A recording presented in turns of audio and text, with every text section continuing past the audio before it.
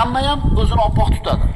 Hamma ham o'zini tashqi ko'rinishini chiroyli qiladi, lekin hamma shu qilayotgan ishidan Allohning rizosini istaydimi, yo'qmi? Odamlar nima deydi? Sen ust boshingga qarab olsang, uyatmaysanmi? Kimdan uyatmaysanmi? Ha, odamlarda. Biz o'zimizni chiroyli olaveramiz kim uchun ekan? Go'zallik. Go'zallik nima o'zi? Insonni ko'zi va qalbiga yoqadigan narsa.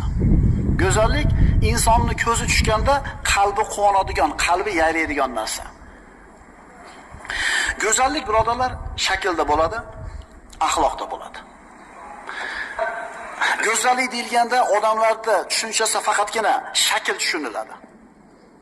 Ammo ichki dunyo haqida, ichki dunyoning go'zal bo'lishi haqida birov o'ylab ham qo'ymaydi. Masalan, vafo. Ahdiga vafodor bo'lishlik go'zallikmi? Saxovatli bo'lishlik go'zallikmi? Kechirimli bo'lishlik go'zallikmi? Bu axloqdagi go'zallik. Birodarlar, jismoniy, jasadiy go'zallikdan ko'ra ma'naviy go'zallik chiroyliroq bo'ladi. Rosa shakli chiroyli kelishgan odam bir marta ham aytgan gapiga javob bermaydi. Kim uni yaxshi ko'radi? Rosa ketib olgan chiroyli ayol eriga mehri yo'q, eriga muhabbati yo'q, vafosi yo'q. Kim yaxshi ko'radi buni?